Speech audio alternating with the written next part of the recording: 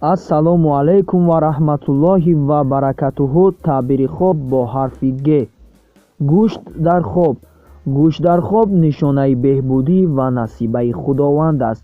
Гӯшти хук дар хоб бойгарии борои ҳаром ба даст оварда шуда аст. Гӯшти моҳӣ бошад насибаи неки Аллоҳ.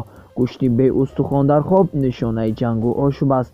Гӯшти инсон дар хоб агар овпаз ва ё дампаз бошад рамзи бойгарӣ аст. Рафту гӯшт хом бошад нишонаи ғайбату бадгӯӣ аст. Шахсе ки дар хобаш гӯшти инсонро истеъмол мекунад, дар ғайбаташ ӯро бадгӯӣ мекунад. Нафаре ки дар хобаш гӯшт бирён мекунад, аз бадгӯӣ эмин мемонад. Шахсе ки дар хоб гӯшти бирён истеъмол мекунад, бо сабаби пули ҳаром ба даст оварда шуда дучори мушкилӣ мегардад. Гӯшти шутур дар хоб бойгарии ба даст оварда шудааст ва таъбири дигари он беморӣ аст. Дар хоб истеъмол кардани гӯшти шутур аз қуввату қудрати душманон дарак медиҳад. Харидан ё фурӯхтани гӯшт дар хоб аз даст додани дороиро маънидод мекунад. Истеъмоли гӯшти гӯспанд дар хоб шаҳодати ҷангу душманӣ асту истеъмоли гӯшти гов нишонаи хасташавӣ. Баъзеҳо мегӯянд истеъмоли гӯшти гов дар хоб маънои аз ташвишҳо раҳо ёфтанро дорад. Истеъмоли гӯшти мурғ ё qoz дар хоб нишонаи нек аст. ақидаи дигаре низ аст ки истеъмоли гӯшти парранда дар хоб нишонаи хастагӣ аст. гӯшти хоми ҳайвонотро дар хоб тановул намудан хуб аст. гӯшти намак хӯрда бошад нишонаи бадбахтӣ аст. баъзе таъбиргарони хоб бар он ақидаанд ки гӯшт дар хоб нишонаи бемориҳоро дорад. гӯшвазнин яъне гӯшкар. агар нафаре дар хоб гӯши худро кар бубинад, бемор мешавад. нафари дигарро кар хоб дидан нишонаи он аст ки дар корҳои ин нафар мушкилӣ сар мезанад. гӯшвора дар хоб.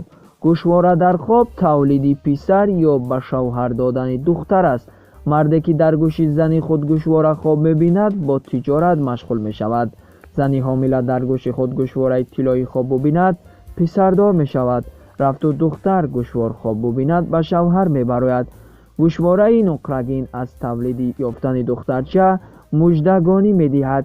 гӯшвораҳои марворидӣ дар хоб нишонаи ҳаёти зебову беолоиш аст. гӯшвор дар хоби мард ишора ба амалҳои номатлуб аст ё нишонаи он аст ки мард хеле садои хуш дорад. гӯшт дар хоб. гӯшт дар хоб нишонаи фармонбардорӣ ва итоат кардан аст. шахсе ки гӯши худро калону зебо хоб мебинад, ба роҳи рост ва фармудаҳои худованд сафарбар мегардад. ҳамзамон гӯшт дар хоби мард ҳамчун зан ё духтар таъбир мегардад. мардоро ки гӯшаш дар хоб канда шуда меафтад, аз зани худ ҷудо мешавад, ё марги зани худро мебинад, ё духтари худро ба шавҳар медиҳад. рафту мард дар гӯши худ гӯшвор ё ороиши дигар хоб бубинад, завҷаашро бурдборӣ насиб мегардад, ё духтари худро ба шавҳар медиҳад, ё писардор мешавад. мард танҳо ними гӯши худро хоб бубинад, завҷааш реҳлат менамояд ё бо зани дигар издивоҷ мекунад. худро бо се гӯш хоб дидани мард маънидодкунандаи он аст ки марди хобдида зану ду духтар дорад. марде ки худро ба чор гӯш хоб мебинад, соҳиби чор духтаре аст ки модар надоранд. гӯспанд дар хоб. нафаре ки гӯсфанд хоб мебинад, шахси сарватманду боаззамат мегардад. дар хоб харидани гӯсфанд ба даст овардани давлату сарват аст. нафаре ки дар хобаш гӯсфандро қурбонӣ мекунад, аз бемориҳо шифо ёфта қарзҳояшро медиҳад ва вазъи молиявии худро беҳтар мегардонад. ба оси гӯсфанд нишонаи саховатмандӣ ва самимият аст. агар инсонро дар хоб гӯсфанд шох занад, эҳтимол ӯро нафаре сахт меранҷонад. дар хоб дар хонаи нафаре пӯсти гӯсфанд ё пӯсти гӯсфандро дидан аз он далолат медиҳад ки аз ин хона нафаре реҳлат мекунад. гӯсфандбонӣ нишонаи мақому мартабаи баланд аст. агар дар хоб гӯсфанде барои таомпазӣ кушта шавад, ин маънои онро дорад ки душмани шумо мағлуб мегардаду дороияш ба шумо мемонад ва ба Аллоҳ наздик мегардед. рафту шахси бемор ё маҳбусие дар хоб гӯсфандро сар занад, аз бадбахтиву мусибат раҳо меёбад. савори гӯспанди итоаткор рафтан нишонаи ғолибият бар рақиби пурзурро дорад. галлаи гӯспандон дар хоб зердастони фармонбардор ва тақводор аст. гӯспандронӣ дар хоб нишонаи қудрату нерӯ аст. ҳамзамон гӯспанд дар хоб мавқеи инсон, зан, дороӣ, ҳосил ва дарахти мевадор аст. гӯспанд хоб дидан нишонаи дар ҳама кор баракат ба даст овардан аст. яксар гӯспанд дар хоб нишонаи хушбахтӣ ва хурсандӣ дар давоми сол аст. гӯспандро зин задан дар хоб нишонаи шиносоӣ бо зани доро ва боисмат аст. сар буридани гӯспанд дар хоб нишонаи ба алоқаи ҷинсӣ машғул шуданро дорад. дар хоб аз паси гӯспандон давидану дарёб накардан нишонаи ба мақсад нарасидан ё беҷои кор мондан аст. гуруснагӣ дар хоб. гуруснагӣ дар хоб шаҳодати аз даст додани бойгарӣ ва пайдо намудани манбаи нави даромад аст. гӯристон ё қабристон мегӯем. гӯристон дар хоб ба хонаи охират, панду насиҳат ва худотарсӣ ишора мекунад. дар баъзе ҳолатҳо гӯристон дар хоб ба маънои марг меояду гоҳи дигар аз маҳбасӣ шудани инсон дарак медиҳад. баъзе уламо бар он ақидаанд ки гӯристон дар хоб ба саломатии хуб ва умри дароз ишора мекунад, вале тоифаи дигари уламо гӯристонро дар хоб баёнкунандаи муфлисӣ ва бепулӣ мешуморанд. гурез, гурехтан яъне фирор кардан. нафаре ки дар хобаш мегурезад ба худованд наздик мегардад, аз хатар эмин гашта бо тазарруъ рӯ меорад. ҳар нафаре ки дар хобаш аз душмани худ мегурезад, аз ӯ дар амон мемонад. дар хоб аз марг гурехтан наздик шудани рӯзи марг аст. гурба дар хоб. гурба дар хоб ба маънои китоб меояд. дар баъзе ҳолатҳо гурба ба маънои дағалӣ ва дилсардӣ аз ҷониби завҷа, фарзандон, рақибон, дуздон ва ба ваъда вафо накардан аст. баъзеҳо гурбаро нишонаи бехатарӣ дар хона мешуморанд. рафту дар хоб гурба шуморо нохун занад ё газад, хобатон маънои онро дорад ки шумо қурбони фиреби ҳамкоронатон мешавед ва ё бемор мегардед. гурбаи мода дар хоб хизматгор аст ва таъбири дигари гурбаи мода дар хоб ин дӯст аз ҷумлаи пайвандон аст. баъзеҳо бар он ақидаанд ки гурбаи хонагиро хоб дидан нишонаи хушҳолӣ, оромӣ ва истироҳат дар соли оянда аст. гурбаи ваҳшӣ дар хоб нишонаи бебарорӣ ва хастагӣ аст. гург дар хоб. гург дар хоб аз зулму ҷабри душман ва дӯст нишона аст. агар нафаре дар хобаш дар хонаи худ гургро бубинад, ба хонааш дӯст медарояд. гургро дар дигар ҷой хоб дидан маънои онро дорад ки шахси чунин хоб дида нисбати нафари бегуноҳе гумони бад мекунад. гунҷишк дар хоб. дар хоб дидани гунҷишк шаҳодат аз тавлиди тифли ҷинсаш писар аст. гунҷишкро дар хоб қапидан пешравӣ дар кор аст. гуноҳ дар хоб. ҳар нафаре ки дар хобаш гуноҳ содир мекунад, дар бедорӣ аз нафаре пул қарз мегирад.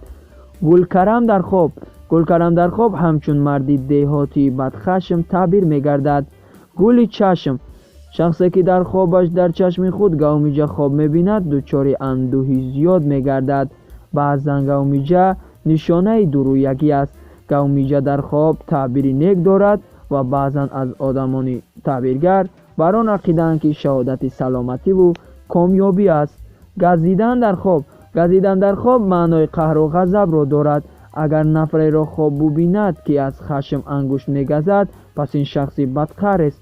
агар шахси хоб дида ангуштони худро мегазида бошад, пас дар бедорӣ пушаймон мешавад. галлабони шутур. галлабони шутур дар хоб ба саёҳат ё марги шахси бемор ишора мекунад. дар баъзе ҳолатҳо галлабони шутур дар хоб ба баҳрчӣ ва сардори киштӣ ишора мекунад. гаҳвора дар хоб. нафаре ки гаҳвора хоб мебинад, амалҳои нек ба анҷом мерасонад. гаҷбанд ё гипс дар хоб. гаҷбанд ба қуввату мавқеи устувори инсон, саломатии хуби зану фарзандон, имони боқувват ва роҳоӣ аз бемориҳо ишорат мекунад.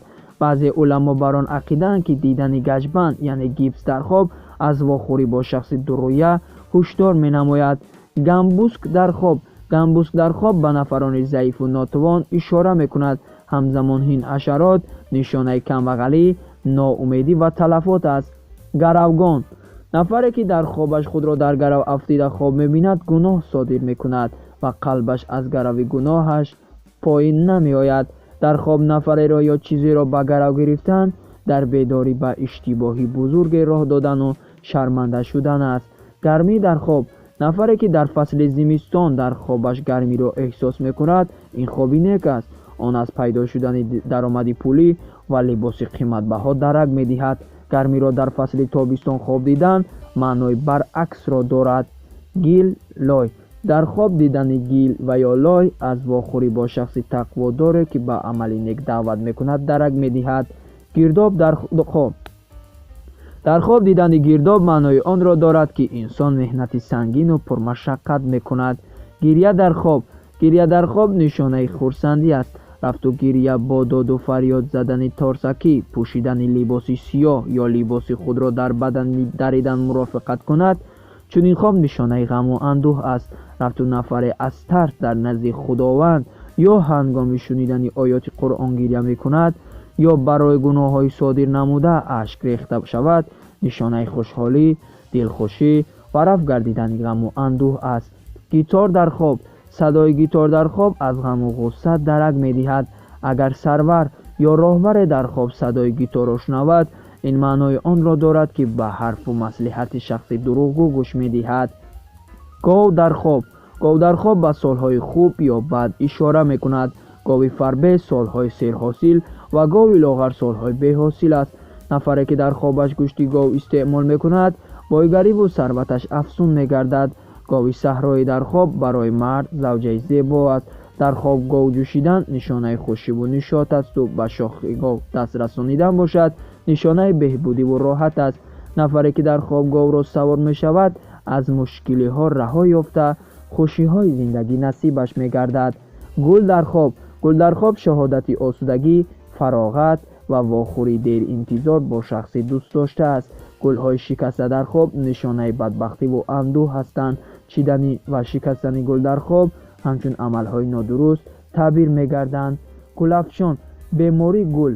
гулафшон дар хоб аз ҷониби шахси мӯътабаре бойгарӣ ба даст оварданро маънӣ дод мекунад. нафаре ки дар хобаш ба бемории гул мубтало мегардад, дороияш афзун мегардад. шахсе хобу бинад ки кӯдакиаш гул баровардааст, дар оянда тифли ӯ қадру манзалати хосро насиб мегардад. ҳамзамон ярраву захми бадан дар хоб аз бештар гаштани дороӣ шаҳодат медиҳад ки бо душворӣ ба даст меояд.